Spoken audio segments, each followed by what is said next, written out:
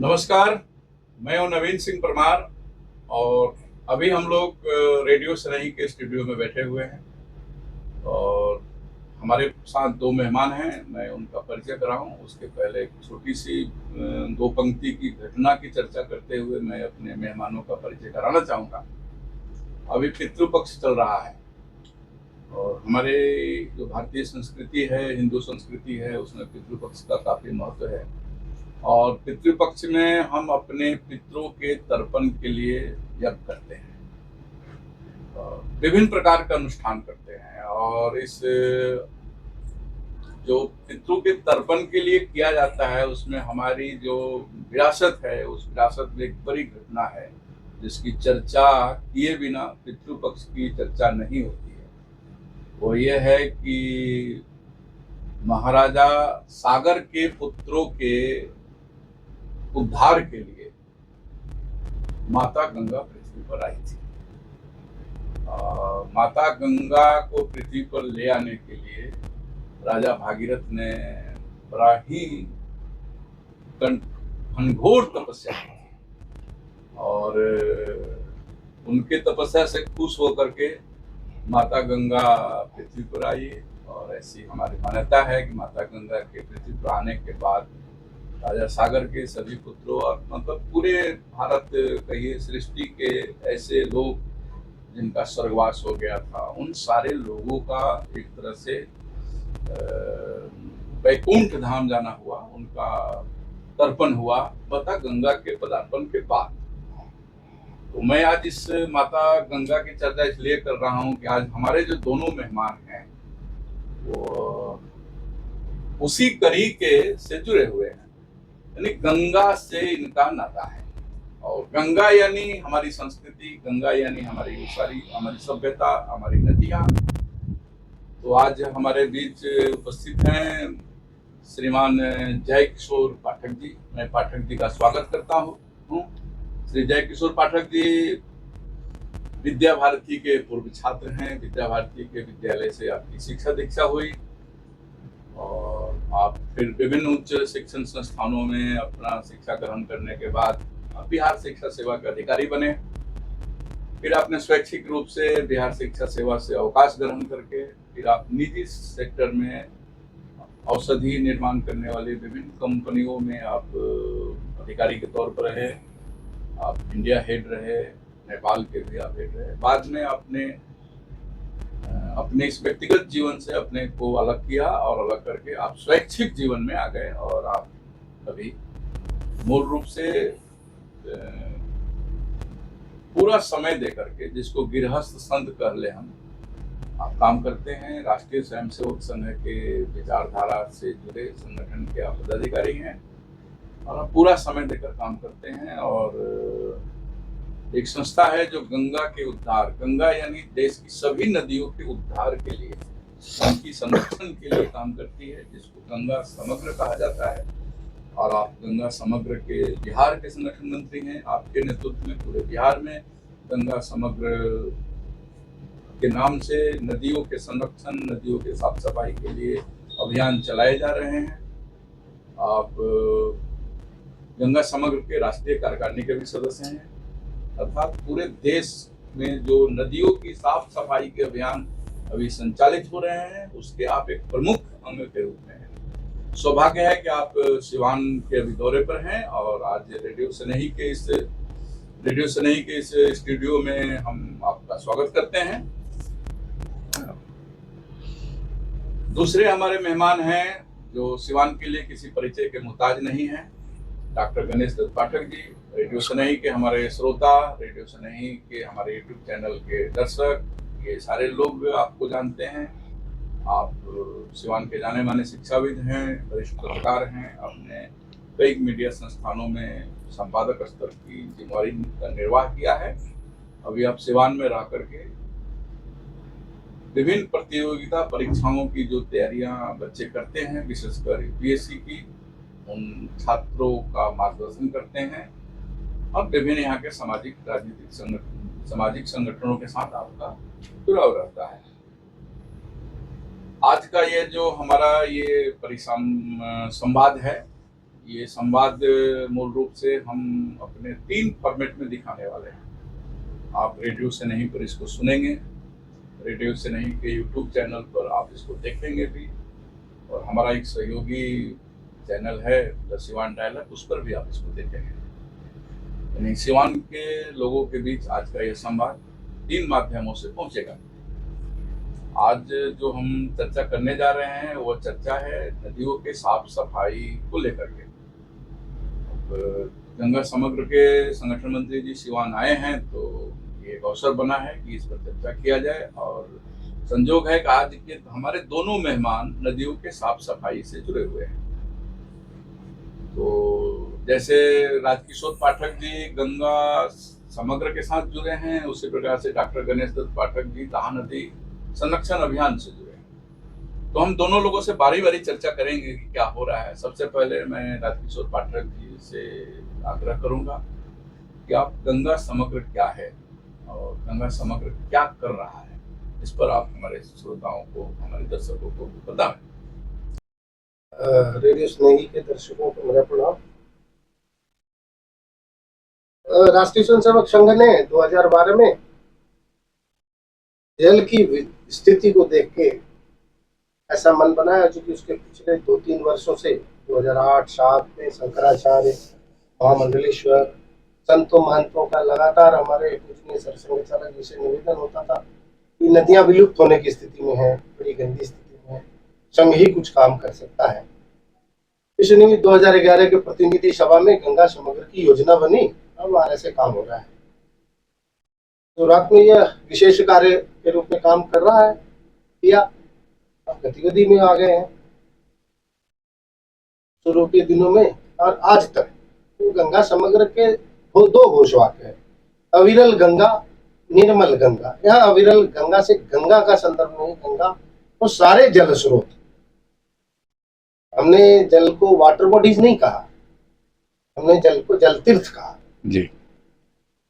छोटी नदियां, बड़ी नदियां, तालाब, पाइन, पोखर, सब में जल है, सब अविरल रहेंगे और सब निर्मल रहेंगे और पीने योग्य पानी मिलेगा, तो हमारा ये समाज रहेगा।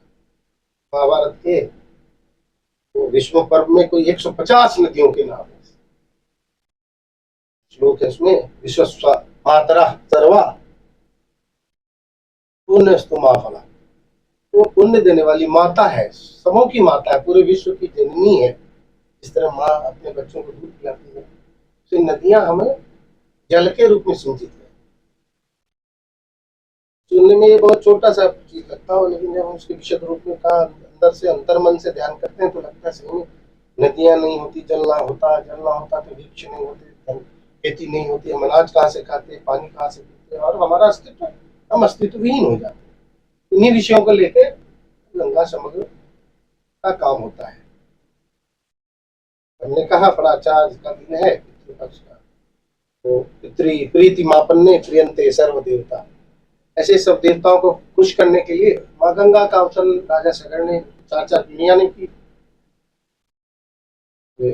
आख्यानों में है, गंगा गंगेति युप्रियात् योजना नाम सतैरपि मुंचते सर्व पापेभ्य विष्णु लोकम सगच्छति। ऐसे माँ गंगा का नाम ले लेने मात्र से इसकी मुक्ति हो जाती है।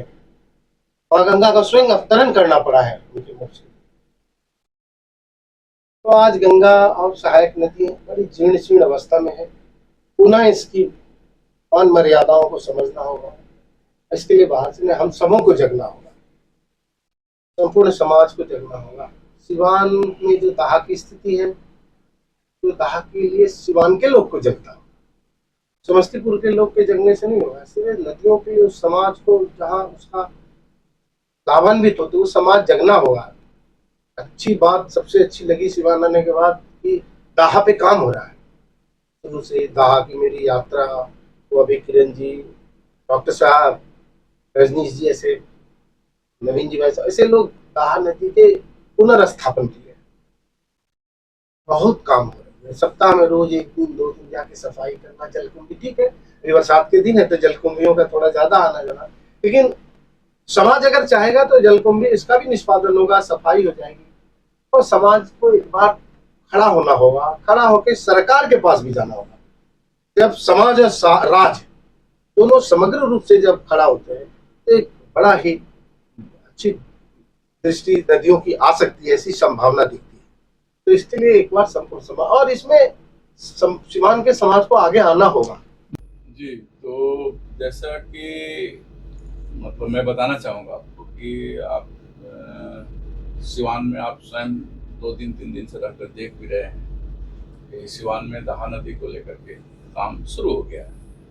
गंगा समग्र जो चाहता है कि समाज नदियों की सफाई के लिए आ गया है, तो सिवान पहल कर चुका है और हमारा सौभाग्य है कि हमारे बीच उस अभियान के जुड़े प्रमुख आधार स्तंभ हमारे आज के इस संवाद में उपस्थित है। तो मैं डॉक्टर गणेश दत्त पाठक जी का स्वागत करते हुए मैं संक्षिप्त में जानना चाहूँगा कि अभी दाहा नदी संरक्षण अभियान जो चल रहा है आप लोगों के देख रेख में, उसमें क्या हो रहा है, फिर क्या योजना है भविष्य की? हम लोग के साथ क्या है कि हमारी जो विद्या भवन की महिला प्राचार्या हैं, महिला विद्यालय की जो प्राचार्या हैं ललिता कुमारी मैडम, उनके नेतृत्व में हम लोग अभियान चला रहे हैं। हम लोग जाते हैं, विभिन्न घाटों की सफाई करने जाते हैं और सफाई का मूल जो मंत्र रहता है कि वहाँ हम सफाई करें और समाज को एक संदेश दें और प्लस साथ में जो आसपास में लोग रहते हैं उनको भी जागरूक करते हैं कि ये नदी आपकी है, नदी के बिना हमारा अस्तित्व खत्म हो सकता है और अभी जो जलवायु परिवर्तन की जो चुनौतियां आ रही हैं उसमें नदी का अस्तित्व बहुत जरूरी है।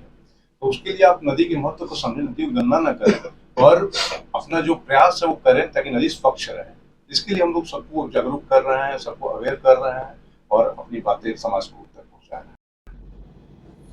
तो अभी जो अभियान चल रहा है तो इस अभियान मतलब तो पूरे समाज का अभियान है, सिवान जिले के लिए अभियान है। तो आप हमारे इस रेडियो से नहीं, हमारे दोनों चैनलों के माध्यम से आप सिवान के लोगों को अगर कोई संदेश देना चाहें। जैसा अभी आदरणीय पाठक जी ने कहा कि जहाँ भी नदी संरक्षण की बात आती है या नदी के पुनर्जीवन की बात आती है तो उसमें समाज की भी बड़ी भूमिका है जी। सरकार की भूमिका, समाज की बड़ी भूमिका और रिजल्ट तभी आएगा जब दो मिलकर काम करेंगे। तो समाज अपने लेवल पर भी अपना प्रयास करे ताकि एक बढ़िया रिजल्ट उसका आए और लोग भी सचेत हों और लोग जब सचेत होंगे निश्चित तौर पर प्रशासन भी सचेत होगा और नदियों की सफाई होगी तो वो नदी हमारे लिए बहुत लाभदायक होगी। चलिए, अच्छा है। मैं श्री जयकिशोर पाठक जी से जानना चाहूँगा कि गंगा समग्र के माध्यम से, जैसे अभी मेरे पास जो जानकारी है कि अभी आप जो 2-3 दिन थे सिवान के एक प्रमुख शिक्षण संस्थान महावीर सरस्वती विद्या मंदिर में आपने छात्रों के साथ संवाद किया, तो इस प्रकार के और भी आप कार्यक्रम गंगा समग्र के द्वारा अलग अलग आयाम बनाकर किए जाते हो। गंगा आरती की बात आपसे बातचीत के क्रम में पता चली कि एक हमारा प्रयास है, तो गंगा समग्र का काम करने का तरीका क्या है, ये थोड़ा सा आप हमारे गंगा समग्र अपने शुरू के ही दिनों से अपने कुछ आयाम बनाए जी। कोई भी संगठन काम करती है तो कुछ वर्टिकल्स होते हैं, वर्टिकल्स पे उसे आयामों पे मेरे एक प्रमुख आयाम है, ऐसे 15। जैसे आरती एक आयाम है जी। आरती समाज में श्रद्धा का जागरण करता है। एक बार समाज नदियों के किनारे वाले व्यक्तियों का जब श्रद्धा का जागरण होगा तो शायद गंदगी कम वो लगेगा, यहाँ आरती करते हैं, यहाँ कैसे कचरा है।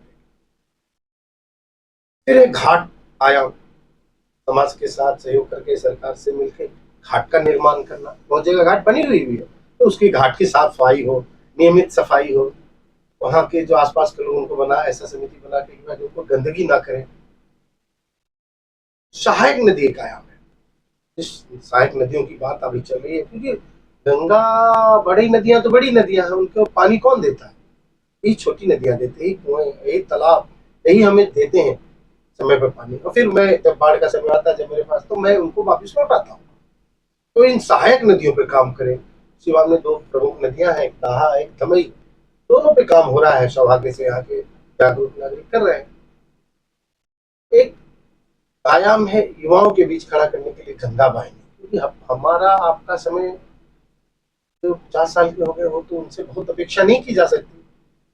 तो एक युवा वर्ग 20-22 साल, 18 साल, 24 साल का युवा वो तैयार हो, क्योंकि आने वाला समाज और आने वाली चुनौतियां उनके लिए बहुत बड़ी है। तो इस समाज में उस चुनौतियों को लेकर जब वो खड़ा होंगे तो कारगर और निर्णायक कदम उठाए जा सकते।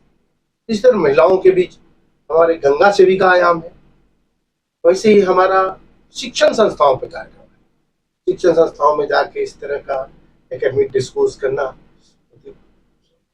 संवाद का कार्यक्रम करना आगे की मेरी योजना है। सबसे भी बात करूंगा कि जैसे यहाँ के 10-5 बड़े जो विद्यालय हैं, महाविद्यालय हैं, आयुर्वेद कॉलेज है, मेडिकल कॉलेज भी है, वहां जाके एक स्वस्थ नदियां स्वस्थ समाज ऐसा विषय को लेके परिसंवाद हो महीने में। इस तरह 3-4 परिसंवाद से 3-4 बड़े संस्थान भी जुड़ जाएंगे और समाज और विद्यार्थी भी जुड़ जाएंगे। क्योंकि नदियों का जल का जो सबसे बड़ा प्रदूषण का काम है वो है खेती। खेती में आजकल जैविक खेती पर लोग उससे विमुख हो गए।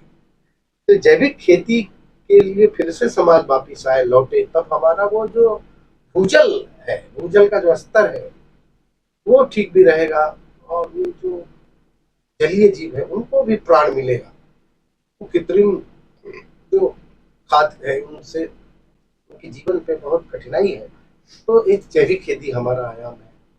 अब चूंकि काम करते हैं तो अब पहले था संग्रह करता था कि काम कर दरिया फेंक, अब नहीं, काम कर अब ढिंढोरा पिटा।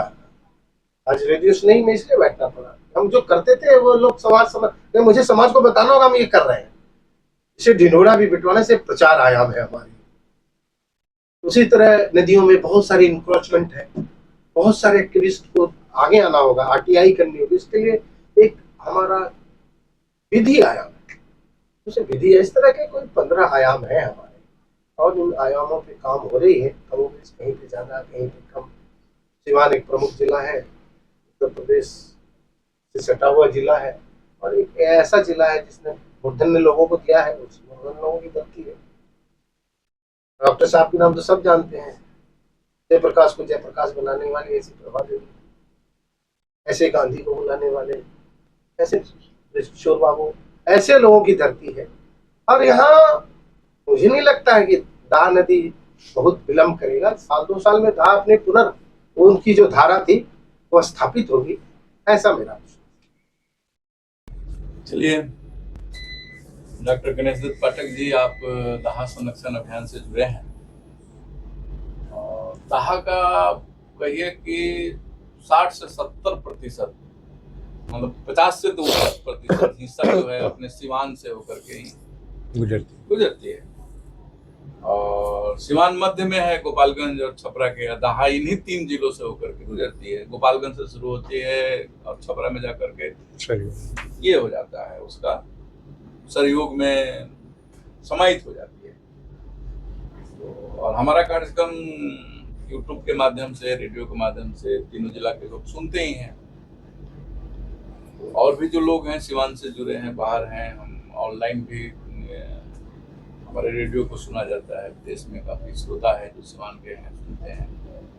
तो मैं चाहूंगा कि आप अपने अभियान के संबंध में आपने अच्छी बताया, आप सिवान के लोगों से क्या अपेक्षा रखते हैं इस अभियान से, वो कैसे जुड़ सकते हैं, ये सारी चीज अगर आप चाहे आप कोई सलाह देना चाहते हो। अब सब जगह तो आप पहुंच नहीं सकते हैं। नदी हसनपुरा से भी गुजरती है, नदी चैनपुर से होकर भी गुजरती है। तो क्या लोग कर सकते हैं इस पर अगर आप संक्षिप्त में थोड़ा सा मैं बताना चाहूँगा कि जो हमारी प्रचार्या है 10 साल पहले शूट किया था। उस समय दाह नदी में करीब करीब 25-30 तरह की मछलियाँ उस समय थी। लेकिन आज के डेट में आप जाएं तो देखें तो पूरा एकदम वहाँ पे जलकुंभी और ये सब चीज़ें, पूरी नदी पूरी तरह तबाह हो चुकी है। और सब लोग कचड़े भी फेंकते रहते हैं, कुछ आस्था के नाम पे भी वो करते रहते हैं। आस्था का सामान होना चाहिए, लेकिन जरूरी नहीं कि हम कचरा वो उसी में फेंक, नदी में फेंकें। तो इसलिए जरूरी है कि सभी लोग थोड़ा सचेत हो, जागरूक हों और नदी में सबसे पहला बात की कोई भी गंदगी न फेंके। और नदी के आसपास अगर आप रहते हैं तो पहले एक जमाना था कि दाह नदी एक पूरा इस जो किनारे का जो पूरा एरिया है उसके लिए सामाजिकता और सांस्कृतिक जो उसका आयाम था, उसकी एक बहुत बड़ी भूमिका दाह नदी की होती थी। जी। आज वहाँ छठ पूजा भी होता था, कई लोग भी लगते हैं कितनी गंदगी नदी में कैसे होकर है। दर्जनों बड़े मंदिर हैं दहा नदी के तट पर। उसे एक जमाने में वो सामाजिक और सांस्कृतिक जो हमारा आयाम था, केंद्र था, समाज का हाँ। केंद्र था वो दहा नदी। तो वहां पर भी है कि सबसे पहले तो ये कि नदी के महत्व को समझे, नदी के प्रति अपनी आस्था को बढ़ाएं और नदी के संरक्षण में योगदान जो हो सकता है, सबसे पहले एकदम से आप कचरा ना फेंकें, आप उसके किनारे रहते हैं, उसके किनारे पेड़ लग रहा है उसके लगाने में सहयोग करें और लोगों को भी बताएं कि नहीं आप नदी अपनी है, इसका अस्तित्व हमारे अस्तित्व से जुड़ा हुआ है, इसलिए हम लोग मिलकर सम्मिलित रूप से प्रयास करें, तो इसमें हर कोई अपना भूमिका निभाए, ये बड़ी बात। चलिए, बहुत बहुत धन्यवाद। एक विशेष बात थी, हम लोग नदियों के किनारे हम नदियों पे आश्रित, ये दोनों समाज बहुत महत्वपूर्ण है नदियों के संरक्षण के। जी। एक नदियों का जो आश्रित समाज है, पंडा, पुजारी, नाई, केवट, मल्लाह, ये नदियों की जीवंतता को, उसकी कंटिन्यूटी के लिए एक प्रमुख भूमिका निभा सकते हैं और साथ साथ उनके किनारे बसने वाला जो सभ्य समाज है, नागरिक है, क्योंकि नदियों की अपनी एक सांस्कृतिक, सामाजिक और आर्थिक इकाई है। समाज के अन्य जो सोशियो इकोनॉमिक कंडीशन अलग है, लेकिन नदियों के अलग है, तो ये परस्पर एक दूसरे के पूरक हो सकते हैं। इसको ध्यान में रख के अगर हम काम करें तो शीघ्रता लगे आएगी और नदी हमारी दहा जरूर से साफ होगी, ऐसा मेरा भी विश्वास है। चलिए, बहुत बहुत धन्यवाद आप दोनों मेहमानों का।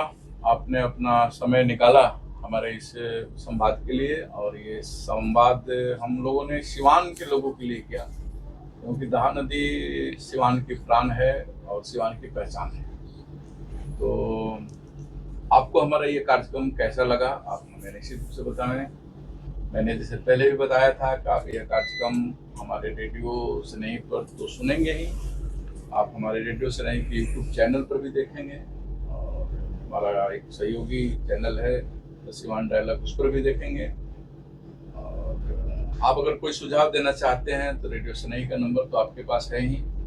इसके अलावा स्क्रीन पर जो हमारे नंबर चल रहे होंगे, आप उस नंबर पर भी आप सुझाव दे सकते हैं। और आप अगर इस दहा नदी संरक्षण अभियान से जुड़ना चाहते हैं तो रेडियो सुनई आपका स्वागत करता है, क्योंकि हम भी दहा नदी संरक्षण अभियान के एक हिस्सा हैं।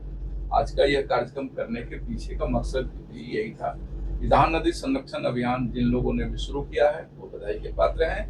रेडियो सुनई उनके कदम में कदम मिलाकर के चलने के लिए प्रतिबद्ध है।